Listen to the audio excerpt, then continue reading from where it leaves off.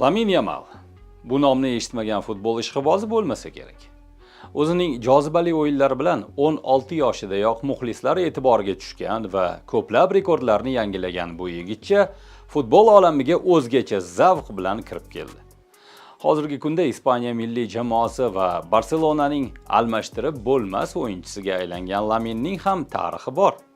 Ayniqsa uning ism sharifi bilan bog'liq tarix juda ham qiziq. So'nggi 20 yilda jahonning eng kuchli futbolchilari bo'lib turgan Cristiano Ronaldo va Lionel Messi davri o'z nihoyasiga yetmoqda. Biri 41, boshqasi 24-iyunda 39 ga kiradigan bu yulduzlarning o'rnini yana kimlar bosa olishi aniq emas. Yosh futbolchilar orasidan yangi Messi yoki yangi Ronaldo chiqmasligi mavhum bo'lib turgan paytda futbol olamiga 18 yoshga to'lmasdan ajoyib natijalar ko'rsatgan va bir qancha rekordlar o'rnatgan Lamin Yamal ism sharifli o'smir kirib keldi. U 16 yoshdayoq Ispaniya birinchiligi La Liga chempioni, 17 yoshgacha bo'lganlar o'rtasida Yevropa chempioni, La Ligada mavsumning eng yaxshi yosh o'yinchisi bo'ldi. Shuningdek, Ispaniyaning asosiy milliy jamoasiga chaqirildi. Lekin 17 yoshida Ispaniya milliy jamoasi tarkibida o'ynab, Yevropa chempioni bo'ldi. Yevropaning eng iqtidorli futbolchisiga beriladigan Golden Boy mukofotini qo'lga kiritdi. Ko'plab boshqa futbolchilar qatori Yamalning ham qiziqarli hayot yo'li bor. Jumladan uning Lamin Yamal deb nomlanishining ham o'z tarixi bor. Hozir shu haqda.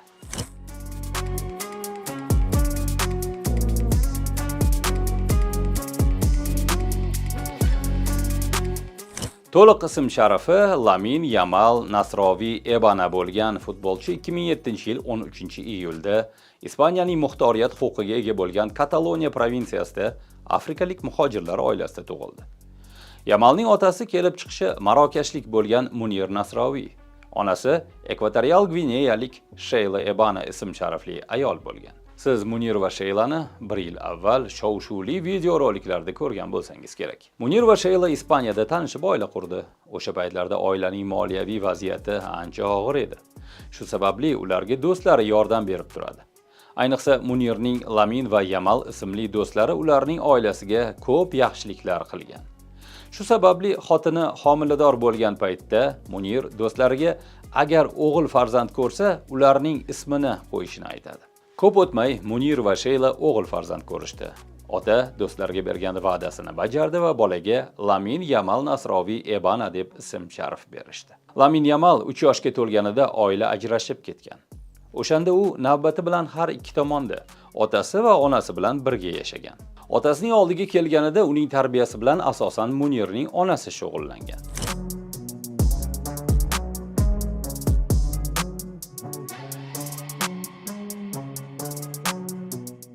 Bugun ijtimoiy tarmoqlarda futbol dahosi Messining qora tanli chaqaloqni ko'tarib turgani, uni cho'miltirayotgani aks etgan suratlar birmuncha mashhur.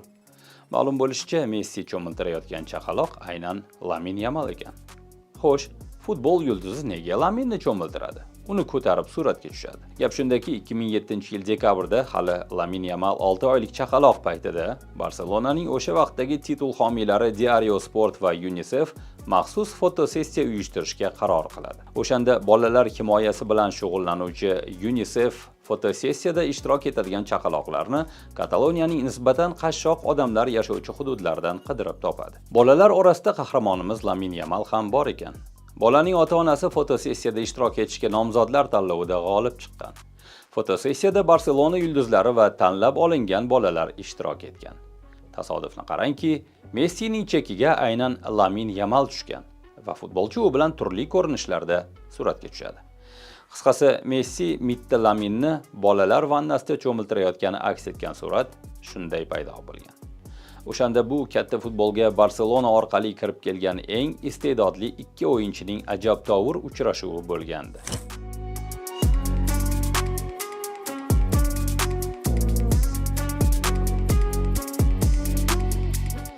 Lamin Yamal futbol o'ynashni 4 yoshida mahalliy La Torreta havaskor jamoasida boshlagan. U 6 yoshga to'lganda Barselona skautlari e'tiboriga tushgan.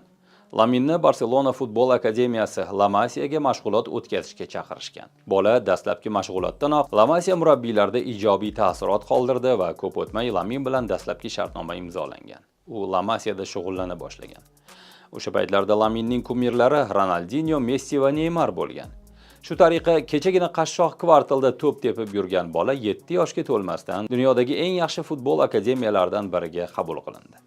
Lamin La Masiyadagi mashg'ulotlarda qatnashish bilan birga bolalar o'rtasidagi turli musobaqalarda qatnashgan va ko'plab gollar urib, o'zining qanchalik mahoratli ekanini isbotlagan.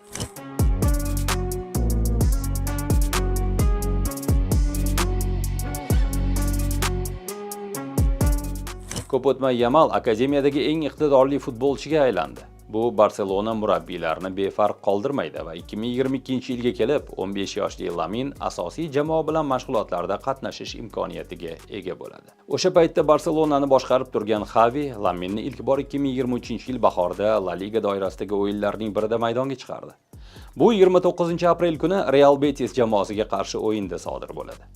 O'sha kuni Lamin 15 yoshi 291 kunlik edi. 15 va 16 yoshlarda Ispaniyaning turli yoshdagi milliy jamoalarda o'ynagan Lamin 2023-yil 1-sentyabr kuni asosiy milliy jamoaga chaqirib oladi. So'ng 8-sentyabr kuni murabbiy Luis de la Fuente uni Euro 2024 musobaqasi doirasida o'tkazilgan Gurjistonga qarshi o'yinda maydonga chiqaradi. O'shanda Lamin Yamal 16 yoshi 50 kunlik edi. Mahoratli o'yinchi bu o'yinda gol urishga muvaffaq bo'ladi. Shundan so'ng Lamin Yamal Ispaniya milliy jamoasining asosiy o'yinchisiga aylandi va yana gollar urishda davom etdi. Shuningdek, u Barselonada ham almashtirib bo'lmas futbolchiga aylandi. Lamin Yamal hozirgacha Barsa tarkibida barcha rasmiy o'yinlarda 151 o'yin o'tkazgan va 48 gol urib, 45 assistni amalga oshirgan. Ispaniya milliy jamoasi safida esa 26 rasmiy o'yinda qatnashgan va 6 ta gol urib, 12 ta assist amalga oshirgan. Hali 19 ga ham to'lmagan futbolchi uchun yuqoridagi ko'rsatkichlar juda zo'r natijadir.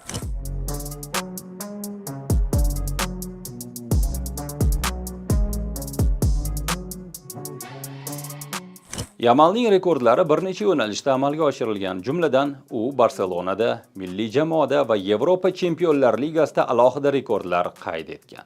Barselonadagi rekordlari: klubda o'ynagan eng yosh o'yinchi, 15 yoshi 291 kunligida, 21-asrda La Ligada boshlang'ich tarkibda maydonga chiqqan eng yosh o'yinchi, 16 yoshi 38 kunligida Kadisga qarshi o'yindi.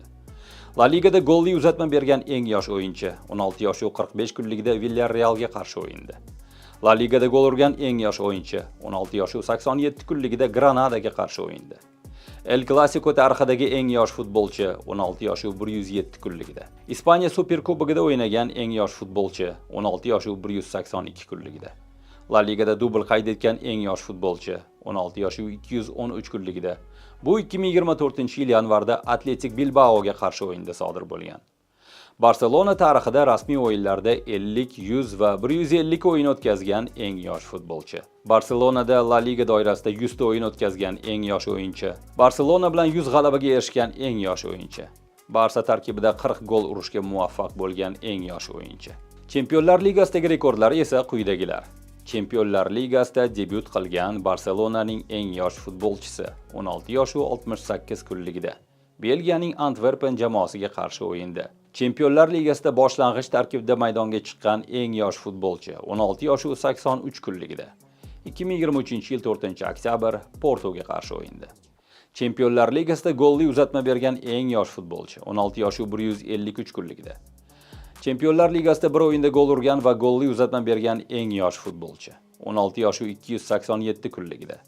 Bu 2024-yil 16-aprel PSJga qarshi o'yinda sodir bo'lgan.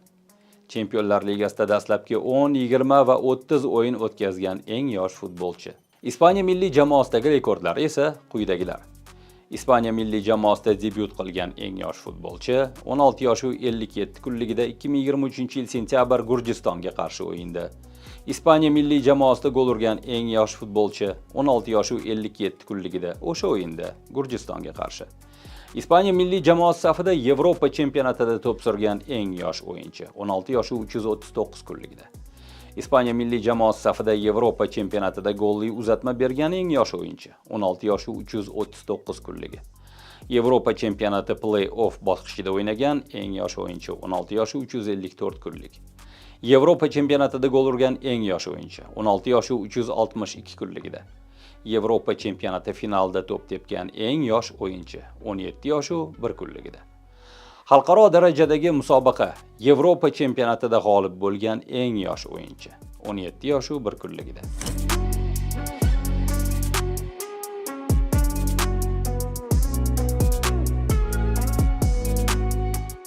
Lamine Yamal 18 yoshda bo'lishiga qaramay, juda ko'plab shaxsiy va jamoaviy sovrinlar hamda mukofotlarni qo'lga kiritdi.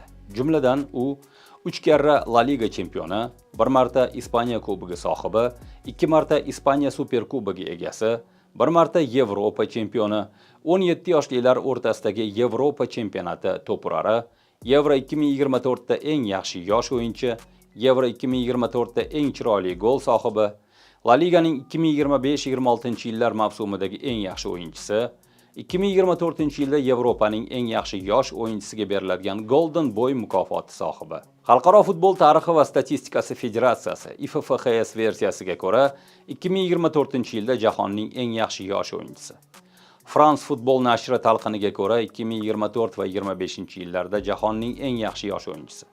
2025-yilda Maradona mukofoti va boshqa yana ko'plab sovrinlar sohibi bo'lgan.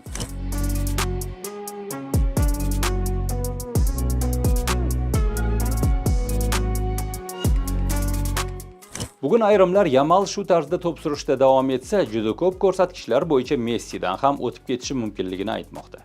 Boshqalar esa u Messini ortda qoldirishi uchun argentinalikka o'xshab 20 yil davomida barqaror o'ynashi lozimligini ta'kidlaydi. Albatta, Messiga o'xshab 20 yil davomida barqaror to'p tepish, o'ynaganda ham gollarni va golli uzatmalarni qalashtirib tashlash oson ish emas. Shu paytgacha ko'rsatgan o'yiniga qarab aytadigan bo'lsak va yosh ko'rsatkichiga qarab baholansa, hozircha Lamine Yamal Messidan oldinroqda ketmoqda. Biroq Messi ulg'aygan sari kuchayib borgan, o'yin uslubini o'zgartirgan va takomillashtirgan. 16 yoshidayoq o'ta iste'dodli bo'lgan Yamal argentinalik dahoga o'xshab kelajakda o'yinini kuchaytirib, takomillashtira oladimi, yo'qmi? Hozircha bu mavhum masala. Laminga kelajakda buyuk futbolchi bo'lishiga to'siq bo'lishi mumkin bo'lgan bir qancha omillar bor.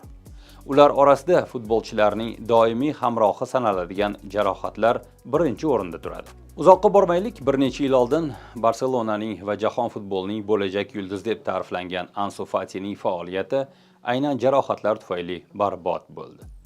Shu jihatdan olganda Lamine Yamal kelajakda o'yinlar davomida keskin to'qnashuvlardan qochib, o'zini ehtiyot qilishi va jiddiy jarohatlar olmasligi lozim bo'ladi. Futbolchining intizomni bir chetga surib, nosog'lom hayot kechirishi uning buyuk kelajagiga soya solishi mumkin. Ochiqroq aytganda, tungi klublarda sang'ib yurish, ayollarga o'chlik va hokazolar futbolchining o'sishiga xalaqit beradigan ishlardir. Shu o'rinda bir misol. 2008-yilda Barselona murabbiyi Josep Guardiola Ronaldinhoni jamoadan ketkazgan edi.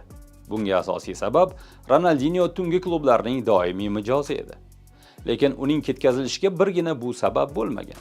O'shanda Ronaldinho tungi klublarga yosh Messini ham torta boshlagan va bu ish Guardiolaning toqatini toq qilgandi. Agar Ronaldinhoni jamoadan ketkazmasa, ikki futbolchining o'yinida pasayish bo'lishi va Messining iste'dodi yo'q bo'lib ketishi mumkinligini anglab yetgan. Shu tufayli mana shunday qat'iy chorani ko'rgan.